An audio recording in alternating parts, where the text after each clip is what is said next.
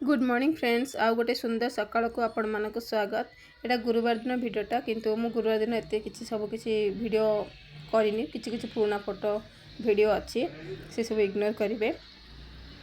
मु आपण मानक धीरे धीरे करना मोर गुरुवार पूजार सब आपण मानक स्टोरी सब कही आपण मानक कही सारी गुरुवार पूजा दिन मो झील केमी जन्म होता जन्म होला पर्यटन आपण मैंने तो कही सारी किंतु मु आपण मानक आउ ए कि कहबी गुरुवार पूजा कला पर मो सहित कौन मिराकल होता कौन कही माँ मते माने मु तो जिद्दी गोटे पूजा कर घरे तो कहीं माने समस्ते मना ही करुले गोटे प्रकार मना ही थिला।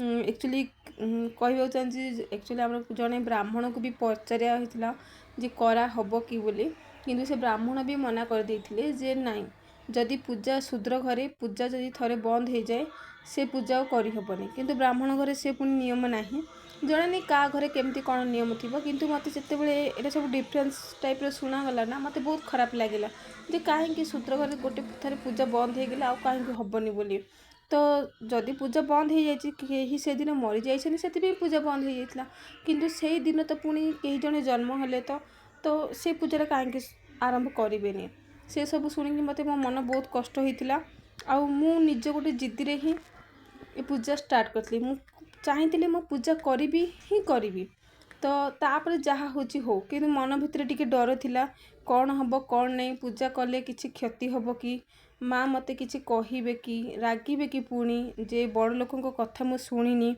ब्राह्मण कहती ना ब्राह्मण जड़े भगवान बोले मुझे कथा भी इग्नोर कर दूची कौन हम आग को से सब द्वंद्व नहीं कि ना आग को बढ़ी थी आपण मानकू ए वीडियो आपण मानकू निश्चय कहबी जे केमिति कौन होता मो सहित मिराकल कौन होता गुरुवार पूजा कला पर मो सहित कौन गोटे जिनस होता आपण माने शुणिकी निश्चय खुशी हेबे आउ ए वीडियो देखिकिना तो जानीपरि किसी किसी पुराना फोटो वीडियो सब मिसेकिना मुझे कर देछि कहीं गुरुवार दिन किसी भी पूजा फोटो किसी भी करनी कहीं उठला बेलू ही लेट हो जाता मुझे आपण मानक वीडियो रे ही कहूची मिराकल मो सहित होता आ मु आपण मानक डायरेक्ट कहीदेवाक चाहूँगी कौन मो सहित मिराकल होता पूजा कला पर मो सहित कौन होता मुझे फास्ट गोटे मसीहा कहूँ से समय मो झील तो 2020 जन्म होता 2021 मसीहा कथा कहूँ 2021 मसीहा जुलाई मसरे मो जेजेबापा डेथ हो जाता डेथ होगा किछि दिन आगुरी ही मो शाशुघर को मुझे झील को लेकिन 7 मसरे से डेथ माने शाशुघर जीवार गोटे 2-3 दिन पर ही जेजेंर डेथ हो गला तो मु पुणी रिटर्न आसली जेजे डेथ पर डेथ जो दिन है मुझे दिन आस शाशुघर तो पाखरे तो मुझे जाइली मुना गोटे जो गंजाम साइड तो जानती गोटे पिंधती गोटे नेकलेस नान बोली से तार बैक साइड रे गोटे जैसे जमती गोटे था ना नट टाइप रो बुलेला टाइप रो थाए से गोटे ज्वेलरी ताको लॉक करने से लॉकटा मोर जेजे जो दिन मरीगले ना ता परदिन जानी मोर से हजि जाइए बोली मुझे दिन सका बहुत सारा जगाड़े पलैली जमती बाहर को जीवा आसवा मरला घर तो जानते बहुत सारा काम थाए झील छोट थिला किंतु मत तो किसी किसी करिया पड़ता मुझे एपट सेपट होना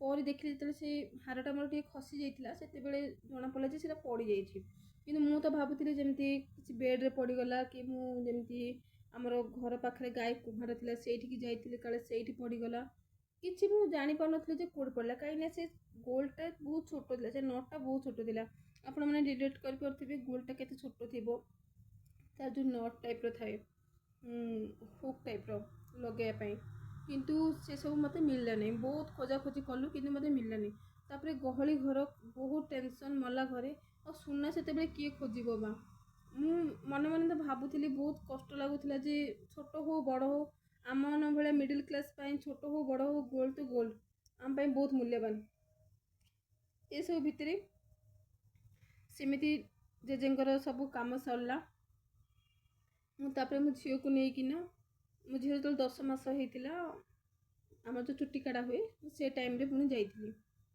से टाइम रे आमर थिला भाद्रव मास श्रावण मसरे सब होता मुझे भाद्रव मसरे जाइली ଝିଅ ଚୁଟି କାଢ଼ିବା ପାଇଁ। ତ ସେ ସମୟରେ ପୁଣି ତ ବହୁତ ଆଉ ଗୋଟେ ନୂଆ କରିକିନା ଲକ୍ ଲଗେଇକିନା କିଣିକି ତ ଦେଇଥିଲେ। ମୁଁ ଧୀରେ ଧୀରେ ସେ ଗୋଲ୍ଡ ତ ହଜି ଯାଇଥିଲା, ସେସବୁ ଧୀରେ ଧୀରେ ଭୁଲିବାକୁ ଯାଉଥିଲି।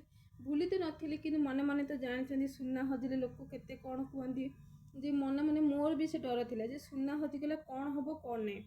ସେ ଭିତରେ ସବୁ ଧୀରେ ଧୀରେ ଭୁଲି ବି ଯାଇଥିଲି। ତାପରେ ମୋର ଝିଅର ନଭେମ୍ବରରେ ଯେଉଁ ତିଥି ଅନୁସାରେ ନଭେମ୍ବର ମାସରେ ତା'ର ବର୍ଷ ପ୍ରାଣୀ ବି ହେଲା। ମୁଁ ଆପଣମାନଙ୍କୁ ଏଇଟା କହିବାକୁ ଯାଉଛି 2021 ମସିହାର। 2021 ମସିହାରେ ତା'ର ବର୍ଷ ପ୍ରାଣୀ ବି ହେଇଗଲା। ଜୁଲାଇ ମାସରେ ମୋର ସୁନା ହଜିଥିଲା।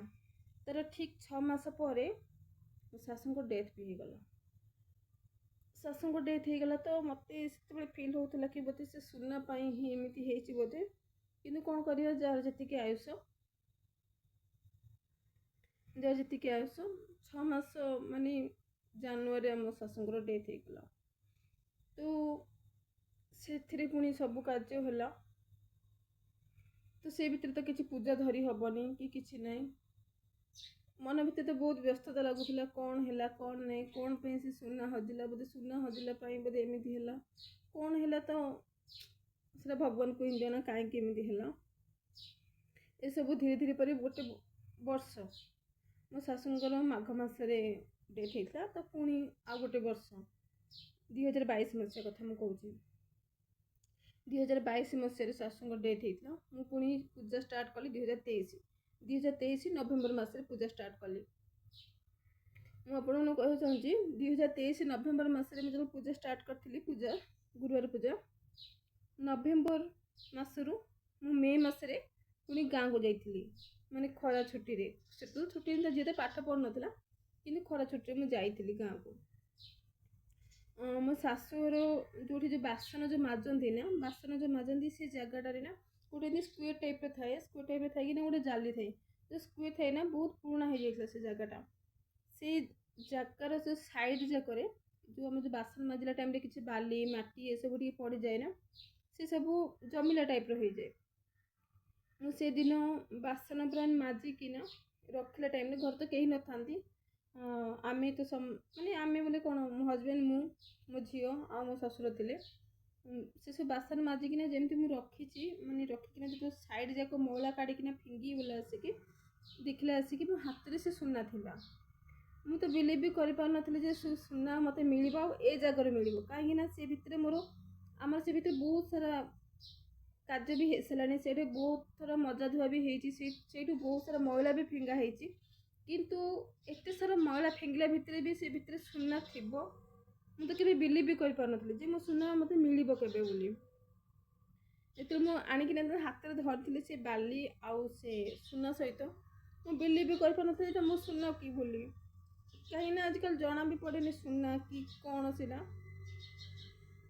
ଅସଲି କି ନକଲି। ମୁଁ ସାଙ୍ଗେ ସାଙ୍ଗେ ମୁଁ ଅସଲି ହିଁ ଭାବିକି ମାଆଙ୍କ ପାଖକୁ, ମାନେ ସେମିତି ଶୁଙ୍କୁଡ଼ି ହାତରେ ହିଁ ଧରିକି ମାଆଙ୍କ ପାଖକୁ ସାଙ୍ଗେ ସାଙ୍ଗେ ପୂଜା ଘରକୁ ଯାଇକିନା ମାଆଙ୍କୁ ଦେଖିଥିଲି। ଆଉ ମାଆକୁ କହିଲି, ଏତେ ସାଇତିକି ରଖିଥିଲୁ ଏଇଠି, ଆଉ କ'ଣ କହିବି ଜାଣିପାରୁନି। ଖାଲି କାନ୍ଦୁଥିଲି ତା ଆଗରେ ଯେ ମୋ ସୁନା ମୋତେ ମିଳିଗଲା ବୋଲି। ଏତେ ଦିନ ପରେ, ମାନେ 2021 ମସିହା କେଉଁଠି 2023 ମସିହା କେଉଁଠି, 2 ବର୍ଷ ପରେ ସେ ଭିତରେ ମୋ ଝିଅର ବର୍ଷ ପ୍ରାଣୀ ହେଇଛି, ଶାଶୁଙ୍କର 12 କର୍ମ ହେଇଛି, ବର୍ଷିକା ହେଇଛି, ପୁଣି ସୁନା ଆଉ ଥିବ, ମୁଁ ତ କେବେ ବିଲିଭ୍ କରିନଥିଲି। ଆଉ ଯେଉଁଠି ମିଳିଲା ନା, ସେଇଟା ସବୁଦିନେ ୟୁଜ୍, ସବୁଦିନେ, କାହିଁକିନା ବାସନ ମଜା ଜାଗା ତ ଜାଣିଥିବେ, ସବୁଦିନେ ୟୁଜ୍ ସେ ମିଳିଯାଇଥିଲା ମୋତେ। ତ ଆପଣମାନେ ସେଟା ଯାହା ବି ଭାବିପାରନ୍ତି, କିନ୍ତୁ ଏଇଟା ମୁଁ ତ ଚାହୁଁଛି, ମୁଁ ତ ଭାବୁଛି ଏଇଟା ମାଆଙ୍କର ମିରାକଲ୍ ହିଁ, ଯେ ମୋତେ ସୁନା ଯେଉଁ ଏତେ ଛୋଟ ସୁନା ନା କେବେ ମିଳିବ ବୋଲି କେବେ ବିଲିଭ୍ ବି ନଥିଲା ମୋର। ଆଉ ଯେଉଁ ଜାଗାରେ ମିଳିଲା ସେଇଟା ତ କେବେ ପସିବୁଲ୍ ନଥିଲା। ଆପଣମାନଙ୍କୁ ଏ ଭିଡ଼ିଓଟା କେମିତି ଲାଗିଲା, ମାଆଙ୍କର ମହିମା କେମିତି ଲାଗିଲା ଆପଣମାନଙ୍କୁ ନିଶ୍ଚୟ କମେଣ୍ଟ ଦ୍ୱାରା ଜଣାଇବେ। ଜୟ ଜଗନ୍ନାଥ, ଜୟ ମା ମହାଲକ୍ଷ୍ମୀ।